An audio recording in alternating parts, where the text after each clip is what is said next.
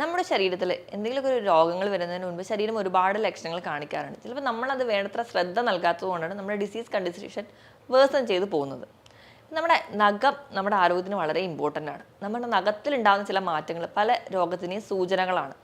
Thyroid മുതൽ അർബുദം വരെ നമുക്ക് നഖത്തിലുണ്ടാകുന്ന മാറ്റങ്ങൾ കൊണ്ട് കണ്ടുപിടിക്കാൻ പറ്റും. നമുക്ക് ഈ വീഡിയോയിലൂടെ നമ്മുടെ നഖത്തിലുണ്ടാകുന്ന മാറ്റങ്ങളും ഏതൊക്കെ രോഗങ്ങളെയാണ് ചൂണ്ടിക്കാണിക്കുന്നതെന്ന് നോക്കാം. ഞാൻ ഡോക്ടർ പ്രിയ, Q1D ഹെൽത്ത് കെയറിലെ ഹോമിയോപ്പതിക് ഫിസിഷ്യനാണ്.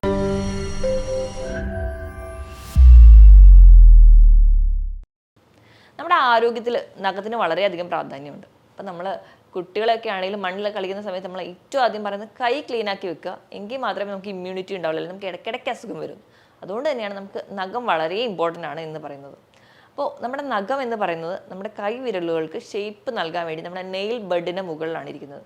ഈ നഖം എന്ന് പറഞ്ഞാൽ വളരെ തിന്നായിട്ടുള്ളൊരു പ്ലേറ്റ് ആണ്. കെരാറ്റിൻ കൊണ്ടാണ് ഉണ്ടാക്കിയിരിക്കുന്നത്.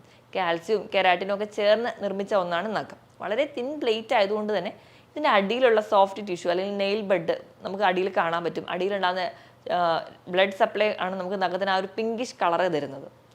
ഇനി ഈ നഖത്തിലേക്ക് ഉണ്ടാകുന്ന ചെറിയ ചെറിയ മാറ്റങ്ങൾ നമുക്ക് പല രോഗങ്ങളിലേക്കും ചൂണ്ടിക്കാണിക്കുന്നുണ്ട്. അതെന്തൊക്കെയാണ് നമുക്ക് നോക്കാം. ഒന്നാമതായിട്ട് നമ്മുടെ നഖത്തിൽ ചെറിയ വെളുത്ത വരകൾ വരുന്ന സമയത്ത് നമ്മൾ നോക്കിക്കഴിഞ്ഞാൽ നമുക്ക് പലരുടെ നഖത്തിൽ അതിപ്പോൾ കാണാനുണ്ടാവും. അത് കൂടുതലായിട്ട് നമ്മുടെ ശരീരത്തിൽ വേണ്ട പ്രോട്ടീൻ്റെ കിട്ടാത്തത് കൊണ്ടാണ്. പ്രോട്ടീൻ്റെ അഭാവം മൂലം കാണുന്നതാണ് ഈ വെളുത്ത വരകൾ. അപ്പോൾ പ്രോട്ടീൻ എന്ന് പറഞ്ഞാൽ നമ്മൾ കഴിക്കുന്ന പല ഭക്ഷണങ്ങളിൽ നിന്നും കിട്ടുന്ന ഒന്നാണ്. നമ്മുടെ ശരീരഭാരം വെച്ച് നോക്കുകയാണെങ്കിൽ 1 കിലോയ്ക്ക് 0.9 ഗ്രാം പ്രോട്ടീൻ ഒരു ദിവസം നമുക്ക് വേണം. പ്രോട്ടീൻ എന്ന് പറയുന്നത് ഇപ്പോൾ വെജിറ്റബിൾസ് ആയിക്കോട്ടെ, അല്ലാതെ നോൺ വെജ് ആയിക്കോട്ടെ. ഇപ്പോൾ വെജിറ്റബിളിൻ്റെ കേസ് എടുക്കുകയാണെങ്കിൽ പയറ്, കടല, പരിപ്പ്, ഇപ്പോൾ ഗ്രീൻ പീസ് അങ്ങനത്തെ എല്ലാ ധാന്യങ്ങളിലും നമുക്ക് പ്രോട്ടീൻ കിട്ടും. ഇതോടൊപ്പം തന്നെ നമുക്ക് കൂണ് ധാരാളമായിട്ട് പ്രോട്ടീൻ ഉള്ള ഒന്നാണ്. ഇപ്പോൾ പനീർ, ഇതൊക്കെ ഒരു പ്രോട്ടീനാണ്. ഇപ്പോൾ നോൺ വെജിൻ്റെ കേസ് എടുക്കുകയാണെങ്കിൽ ഇറച്ചി, മീൻ, ഇതിൽ നിന്നെല്ലാം നമുക്ക് പ്രോട്ടീൻ കിട്ടുന്നുണ്ട്. മുട്ടയാണ് കംപ്ലീറ്റ്ലി ഒരു ബയോളജിക്കൽ പ്രോട്ടീനായിട്ട് പറയുന്നത്. അപ്പോൾ ഒരു ദിവസം ഒരു മുട്ടയെങ്കിലും കഴിക്കണമെങ്കിൽ നമുക്ക് അത്രയും അധികം പ്രോട്ടീൻ കിട്ടും. പ്രധാനമായിട്ടും മുട്ടയുടെ വെള്ളയിലാണ് പ്രോട്ടീൻ അടങ്ങിയിരിക്കുന്നത്. നമ്മളെപ്പോഴും കൂടുതലായിട്ട് മുട്ട കഴിക്കുമ്പോൾ പുഴുങ്ങി കഴിക്കുകയാണെങ്കിൽ ഈ കംപ്ലീറ്റ് ആയിട്ടുള്ള പ്രോട്ടീൻ നമുക്ക് കിട്ടുകയും നമുക്ക് ഈ പറയുന്ന ബുദ്ധിമുട്ടുകളൊന്നും കാണില്ല. ഇനി രണ്ടാമതായിട്ട് ചില ആൾക്കാരെ നഖം നോക്കിയിട്ടുണ്ടെങ്കിൽ നമ്മൾ പിന്ന് വെച്ച് കുത്തിയ പോലെ നിറച്ച് കുഴികളായിട്ട് കാണാൻ പറ്റും. ഇതിന് നമ്മൾ നെയിൽ പിറ്റിംഗ് എന്നാണ് പറയാം. ഈ ഒരു കണ്ടീഷൻ കൂടുതലായിട്ടും ഓട്ടോ ഇമ്മ്യൂൺ ഡിസീസ് ഉള്ളവരിലാണ് കാണുന്നത്. ഓട്ടോ ഇമ്മ്യൂൺ എന്ന് പറഞ്ഞാൽ നമ്മുടെ ശരീരത്തിൻ്റെ പ്രതിരോധ ശേഷി നമ്മുടെ ശരീരത്തിന് എതിരെ തന്നെ പ്രവർത്തിക്കുന്ന കണ്ടീഷൻ. ഇപ്പോൾ സോറിയാസിസ് പോലെയുള്ള രോഗങ്ങൾ, അങ്ങനെയുള്ള ആൾക്കാർക്ക് ഈ ഒരു കണ്ടീഷൻ കാണാറുണ്ട്. ഇനി അലോപേഷ്യ ഏരിയേറ്റ, അതായത് മുടി തന്നെ കൊഴിഞ്ഞു പോകുന്ന കണ്ടീഷൻ. വട്ടത്തിൽ മുടി ചില ആൾക്കാരിൽ കൊഴിഞ്ഞു പോകുന്നത് കാണാം. ഈ ഒരു കണ്ടീഷനുള്ള ആൾക്കാർക്കും ഇങ്ങനെ നെയിൽ പിറ്റിംഗ് കാണാറുണ്ട്. മൂന്നാമതായിട്ടുള്ള കണ്ടീഷനാണ് ക്ലബിങ്. ക്ലബിങ് എന്ന് പറഞ്ഞാൽ നമുക്ക് നമ്മുടെ എല്ലാവരുടെയും കൈവിരലിൽ പ്രധാനമായിട്ടും തള്ള വിരൽ എടുക്കുന്ന സമയത്ത് ഒരു നോർമലി ഒരു ആർച്ച് അവിടെ ഉണ്ട്. അതായത് നമ്മുടെ നഖവും ആ ഇപ്പുറത്തെ സ്കിന്നുമായിട്ട് ഒരു ആർച്ച് ഷേപ്പിലാണ് ഉണ്ടാവാറ്. ക്ലബിങ് എന്ന് പറയുന്ന കണ്ടീഷനിൽ ഈ ഒരു ആർച്ച് അവിടെ ഉണ്ടാവില്ല. അപ്പോൾ ക്ലബിങ് ഉണ്ടോ ഇല്ലയോ എന്ന് നമുക്ക് തിരിച്ചറിയാൻ വേണ്ടിയിട്ട് നമ്മുടെ 2 തള്ള വിരലുകൾ കൂടി ചേർത്ത് വെക്കുക. കൂട്ടി ചേർത്ത് വെക്കുന്ന സമയത്ത് ഈ തള്ള വിരലിൻ്റെ ഇടയിൽ നോർമലി ഒരു ഗ്യാപ്പ് കാണാം. ഒരു ഓവൽ ഷേപ്പിൽ ഒരു ഗ്യാപ്പ് കാണാറുണ്ട്. ഇങ്ങനെ ഉണ്ടെങ്കിൽ അത് നോർമലാണ്. ഈ ഒരു അല്ലെങ്കിൽ ഈ ഒരു ഓവൽ ഷേപ്പിൽ ഗ്യാപ്പ് ഇല്ലാത്തൊരു കണ്ടീഷനെ നമ്മൾ ക്ലബിങ് എന്ന് പറയും. അതായത് തള്ള വിരലിൻ്റെ ആ ഒരു നെയിൽ ബഡിൻ്റെ ആ ഒരു ഏരിയ കട്ടി കൂടി നിൽക്കുന്ന അവസ്ഥ. ഈ ക്ലബിങ് കൂടുതലായിട്ടും കാണുന്നത് നമ്മുടെ ശരീരത്തിൽ ഓക്സിജൻ്റെ ലെവൽ കുറയുന്ന കണ്ടീഷനാണ്.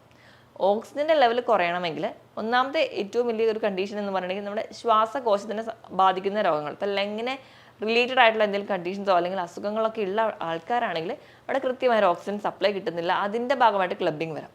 ഇനി രണ്ടാമതായിട്ട് വരികയാണെങ്കിൽ നമ്മുടെ ഹാർട്ട് റിലേറ്റഡ് ആയിട്ടുള്ള കംപ്ലയിൻസ്, ചിലർക്ക് ജന്മന ഇപ്പോൾ ഹാർട്ടിലൊക്കെ ചില ഓപ്പണിങ്സോ അല്ലെങ്കിൽ വാൽവുലാർ കംപ്ലയിൻസോ ഒക്കെ ഉള്ള ആൾക്കാരാണെങ്കിൽ കൃത്യമായ ഓക്സിജൻ സപ്ലൈ നമുക്ക് കിട്ടുന്നില്ല. അപ്പം നമ്മുടെ ആ ഒരു ബോഡിയുടെ കളർ തന്നെ ചേഞ്ച് വരും. ചില കുട്ടികളിലൊക്കെയാണ് ഒരു ബ്ലൂയിഷ് ടിഞ്ച് പെട്ടെന്ന് അവർ കരയുന്ന സമയത്ത് അല്ലെങ്കിൽ അവരെന്തെങ്കിലും ബലം പിടിക്കുന്ന സമയത്തൊക്കെ വരുന്നുണ്ടെങ്കിൽ അതൊക്കെ ആ ഒരു ഓക്സിജൻ സപ്ലൈ വേണ്ടത്ര കിട്ടാത്തത് കൊണ്ടാണ്. ഇങ്ങനെയുള്ള ആൾക്കാരിലൊക്കെ ഈ ക്ലബിങ് കാണാൻ പറ്റും.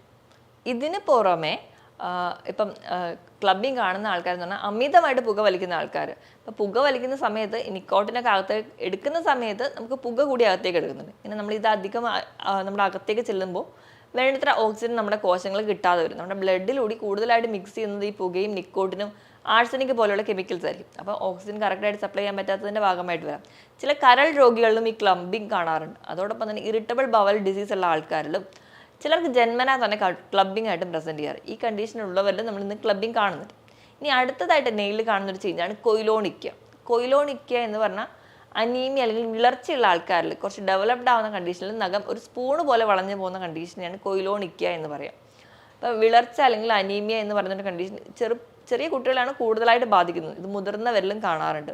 നോർമലി നമ്മുടെ ശരീരത്തിൽ ചുവന്ന രക്താണുക്കൾ അല്ലെങ്കിൽ ചുവപ്പ് നിറം നൽകുന്നത് ഹീമോഗ്ലോബിൻ എന്ന് പറയുന്നൊരു പ്രോട്ടീനാണ്. ഈ ഹീമോഗ്ലോബിൻ്റെ ലെവൽ താഴ്ന്നു പോകുന്നത് നോർമൽ ലിമിറ്റിലും താഴേക്ക് പോകുന്ന സമയത്ത് വളരെയധികം കുറഞ്ഞു പോകുന്ന കണ്ടീഷനിലാണ് നമ്മുടെ നഖം സ്പൂണ് പോലെ വളഞ്ഞു പോവുകയും അതിനെ കൊയിലോണിക്യ എന്ന് പറയാം. ഇനി ഈ ഒരു ഹീമോഗ്ലോബിൻ ലെവൽ കൂട്ടാൻ വേണ്ടി നമ്മൾ ചെയ്യേണ്ടത് നമ്മൾ അയൺ അടങ്ങിയ ഭക്ഷണങ്ങൾ കൂടുതലായിട്ട് കഴിക്കുക. അയൺ അടങ്ങിയ ഭക്ഷണം എന്ന് പറയുമ്പോൾ ധാന്യങ്ങളുടെ കേസിൽ നമ്മൾ സ്ഥിരമായിട്ട് റാഗി അല്ലെങ്കിൽ മുത്താറി ഉൾപ്പെടുത്താൻ വേണ്ടി ശ്രദ്ധിക്കുക. ഇലക്കറികൾ ധാരാളമായി കഴിക്കുക. നല്ല കടും പച്ച നിറത്തിലുള്ള ഇലക്കറികൾ സ്ഥിരമായി കഴിക്കുക. ഫ്രൂട്ട്സിൻ്റെ കേസിലാണെങ്കിൽ നമുക്ക് ഈന്തപ്പഴം, മാതളം പോലെയുള്ള ഫ്രൂട്ട്സുകൾ സ്ഥിരമായിട്ട് കഴിക്കാൻ വേണ്ടി ശ്രദ്ധിക്കുക. ഇതൊക്കെ നമ്മൾ ശ്രദ്ധിക്കുക. അതോടൊപ്പം തന്നെ ഇപ്പോൾ മത്സ്യങ്ങളും ഇറച്ചി മീനൊക്കെ സ്ഥിരമായി കഴിക്കുക. അപ്പോൾ അതുപോലെ തന്നെ ഈ ഓർഗൺ മീറ്റുകൾ, കരളും ലിവറൊക്കെ ഓരോ മൃഗങ്ങളുടെ നമ്മൾ ഇപ്പോൾ കുക്ക് ചെയ്ത് കഴിക്കുന്നതൊക്കെ നമുക്ക് ഈ ഒരു പരിധി വരെയുള്ള ഹീമോഗ്ലോബിൻ്റെ കുറവ് നികത്താൻ പറ്റും. അതുവഴി നമുക്ക് ഈ കൊയിലോണിക്യ ഉണ്ടാവില്ല. ഇനി അടുത്തൊരു കണ്ടീഷൻ എന്ന് പറഞ്ഞെങ്കിൽ ടെറി നെയിൽസ് ആണ്. അതായത് നഖത്തിൽ പിങ്കിഷ് കളർ വരിക, അല്ലെങ്കിൽ പിങ്ക് കളർ റിഡ്ജായിട്ട് പ്രസൻറ്റ് ചെയ്യും. ഈ ഒരു ടെറി നെയിൽസ് എന്ന് പറയുന്ന കണ്ടീഷൻ കൂടുതലായിട്ട് വരുന്ന വാർദ്ധക്യം ഒക്കെ ആകുമ്പോൾ കുറച്ച് ഏജ്ഡ് ആയിട്ടുള്ള ആൾക്കാരാണ്, അല്ലെങ്കിൽ പ്രമേഹം അധികമായിട്ട് കൂടി നിൽക്കുന്ന സമയത്ത്. അതുപോലെ തന്നെ ലിവർ ഡിസീസസ്, ലിവർ സിറോസിസ് പോലെയുള്ള കണ്ടീഷൻസും, അതുപോലെ നമുക്ക് നിയന്ത്രണമല്ലാതെ പോകുന്ന ബാക്കി ജീവിതശൈലി രോഗം, മെറ്റബോളിക് ഡിസീസൊക്കെ ഉള്ള ആൾക്കാരിൽ ഒക്കെ നമുക്ക് കൂടുതലായി നിൽക്കുന്നത്. ഇതുപോലെ തന്നെ ലിവർ ഡിസീസിലും ലങ് ഡിസീസിലും ഹാർട്ട് ഡിസീസിലും ഒക്കെ ഈ ഒരു ടെറി നെയിൽസ് കാണിക്കാറുണ്ട്. മറ്റൊരു കണ്ടീഷനാണ് ഡ്യൂ നെയിൽസ് എന്ന് പറയും. ഡ്യൂ നെയിൽസ് എന്ന് പറഞ്ഞാൽ നഖത്തിലൊരു ഗട്ടർ പോലെ, അതായത് നഖത്തിൻ്റെ രണ്ട് സൈഡ് നോർമലായിട്ട് നിൽക്കും, നടുക്കൊരു ഗട്ടർ പോലെ കുഴിയായിട്ട് നിൽക്കുന്നത് കാണാം. ഇത് പല കാരണങ്ങൾ കൊണ്ടുവരാം. ഇപ്പം നോർമലി ഒരു മെക്കാനിക്കൽ ഇഞ്ചുറി, നഖത്തിൻ്റെ ബേസിൽ എവിടെയെങ്കിലും ഒരു ഇഞ്ചുറി വന്നിട്ടുണ്ടെങ്കിൽ നമുക്ക് ഡ്യൂ നെയിൽസ് ആയിട്ട് നിൽക്കുന്നത് കാണാം.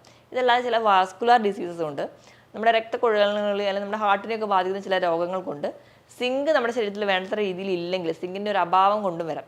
സിങ്ക് നോർമലി നമുക്ക് കിട്ടുന്നത് ഷെൽ ഫിഷസിൽ നിന്നാണ്. ഷെൽ ഫിഷ് എന്ന് പറയുമ്പോൾ ഞണ്ട്, കൊഞ്ച്, കണവ ഇവയൊക്കെ നിന്ന്, അതുപോലെ തന്നെ പയറുവർഗ്ഗങ്ങളിൽ ബീൻസിൽ നിന്ന് നമുക്ക് ധാരാളം സിങ്ക് കിട്ടുന്നുണ്ട്. അപ്പോൾ നോർമലി ഇതൊന്നും നമ്മൾ കഴിക്കാത്ത ആൾക്കാരാണെങ്കിൽ നമ്മുടെ സിങ്ക് ശരീരത്തിൽ കുറയുന്നതിൻ്റെ ഭാഗമായിട്ട് നമുക്കിങ്ങനെ ചില അടയാളങ്ങളൊക്കെ കാണാറുണ്ട്.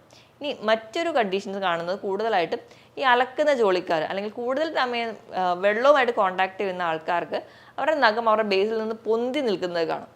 അതോടൊപ്പം തന്നെ അവർക്കൊരു നഖത്തിൻ്റെ യെല്ലോയിഷ് കളർ കൂടി കാണാറുണ്ട്. ഇത് കൂടുതലായിട്ട് ഒരു ഫംഗസ് ഇൻഫെക്ഷൻ്റെ ആണ് കാണിക്കുന്നത്. ഇപ്പം അധികമായിട്ട് ഈ അലക്ക് ജോലിക്കാരിൽ, അതുപോലെ ഹോട്ടലിലൊക്കെ പാത്രം സ്ഥിരമായി നിന്ന് കഴുകുന്ന ആൾക്കാരാണെങ്കിൽ, അതുപോലെ കറവക്കാർ, ഇപ്പോൾ പശുവൊക്കെ കറക്കുന്ന ആൾക്കാരാണെങ്കിൽ അവർക്ക് എപ്പോഴും ഒരു വാട്ടർ കോൺടാക്റ്റ് ഉള്ളതുകൊണ്ട് ഇങ്ങനെയുള്ള ജോലി ചെയ്യുന്ന ആൾക്കാർക്ക് ഫംഗസ് ഇൻഫെക്ഷൻ്റെ ഭാഗമായിട്ട് വരാം. അപ്പോൾ ഇങ്ങനെ ഒരു പ്രമേഹ രോഗി ആയിക്കോട്ടെ, അപ്പോൾ ഇങ്ങനെ ഒരു ഫംഗസ് ഇൻഫെക്ഷൻ ഉണ്ടെങ്കിൽ അത് നമുക്ക് ഡെവലപ്പ് ചെയ്ത് പോവുകയും നമുക്ക് ചിലപ്പോൾ ആ ഒരു വിരൽ തന്നെ മുറിച്ച് കളയേണ്ട ഒരു കണ്ടീഷൻസിലോട്ട് വരും. അപ്പോൾ പ്രമേഹ രോഗികളിൽ ഇങ്ങനെ ചെറിയ ചെറിയ മാറ്റങ്ങൾ നഖത്തിൻ്റെ ബേസിൽ നിന്ന് പൊങ്ങി നിൽക്കുകയോ അല്ലെങ്കിൽ നഖത്തിന് ചെറിയ നിറവ്യത്യാസമൊക്കെ വരികയാണെങ്കിൽ നമ്മൾ വേണ്ടത്ര ശ്രദ്ധ നൽകേണ്ടതാണ്. കൃത്യമായിട്ട് അവിടെ നമ്മൾ പ്രമേഹത്തിൻ്റെ ഒരു രോഗനിർണയം അല്ലെങ്കിൽ അത് മോണിറ്റർ ചെയ്യുകയും കൃത്യമായിട്ട് മരുന്ന് കഴിക്കുകയും ചെയ്താൽ മാത്രമേ മാറുള്ളൂ. ഇനി നഖത്തിൽ കാണുന്ന ചില നിറവ്യത്യാസം എന്തിനെയൊക്കെ സൂചിപ്പിക്കുന്നു എന്ന് നോക്കാം. ഒന്നാമതായിട്ട് വിളറി വെളുത്ത നഖം എന്ന് പറയുമ്പോൾ നമ്മുടെ ശരീരത്തിൽ HB ലെവൽ കുറയും. അത് വിളർച്ച അല്ലെങ്കിൽ അനീമിയ പോലുള്ള കണ്ടീഷൻ ഉള്ളവർക്കാവാം. ഇങ്ങനെ അനീമിയ ഉണ്ടാവാൻ നോർമലി നമ്മുടെ ഫുഡിൽ നിന്ന് പ്രോട്ടീൻ കിട്ടാത്തതിനോടൊപ്പം തന്നെ നമുക്ക് വല്ല ബ്ലീഡിങ് ഡിസോർഡേഴ്സ്, ഇപ്പം സ്ത്രീകളുടെ കേസിൽ പീരീഡ്സിൻ്റെ സമയത്തുള്ള ബ്ലീഡിങ് ആവാം, അല്ലെങ്കിൽ പൈൽസ് പോലെയുള്ള ഡിസീസ് കണ്ടീഷനോ ഗ്യാസ്ട്രിക് അൾസേഴ്സിലൊക്കെ ബ്ലീഡിങ് കാണിക്കാം. അതുമൂലം ഉണ്ടായി HB കുറയുന്നതുകൊണ്ടാവാം. അപ്പോൾ എന്താണോ ആ കണ്ടീഷൻ അല്ലെങ്കിൽ നമ്മുടെ ഫുഡിൽ നിന്ന് കുറവാണെങ്കിൽ അത് സപ്ലൈ ചെയ്യുന്നത് വഴി നമുക്കിത് കറക്റ്റ് ചെയ്യാൻ പറ്റും. ഇനി ബ്ലൂ നെയിൽസ്, നീല നിറത്തിലാണ് നിങ്ങളുടെ നഖങ്ങൾ പ്രസൻറ്റ് ചെയ്യുന്നതെങ്കിൽ അവിടെ ഒരു ഓക്സിജൻ സപ്ലൈ കുറയുന്നതുകൊണ്ടാണ്. അപ്പോൾ നമുക്ക് ന്യൂമോണിയ അല്ലെങ്കിൽ മറ്റ് ചില ഡിസീസ് കണ്ടീഷൻസ് കൊണ്ടുവരാം. കൺജനൈറ്റലായിട്ട് ഹാർട്ടിന് കംപ്ലയിൻസ് ഉള്ളവരാവാം. തൈറോയിഡ് കണ്ടീഷൻസ് ഒക്കെ ഉള്ളവരിലും ഇങ്ങനെ കാണാറുണ്ട്. ഇനി നഖത്തിന് മഞ്ഞ നിറം, പുറത്തെ സൈഡിൽ നിന്ന് മഞ്ഞ നിറം വരികയാണെങ്കിൽ അതും തൈറോയിഡ് ഡിസീസ് ഉള്ളവരെയാണ് കൂടുതലായിട്ടും കാണിക്കുന്നത്.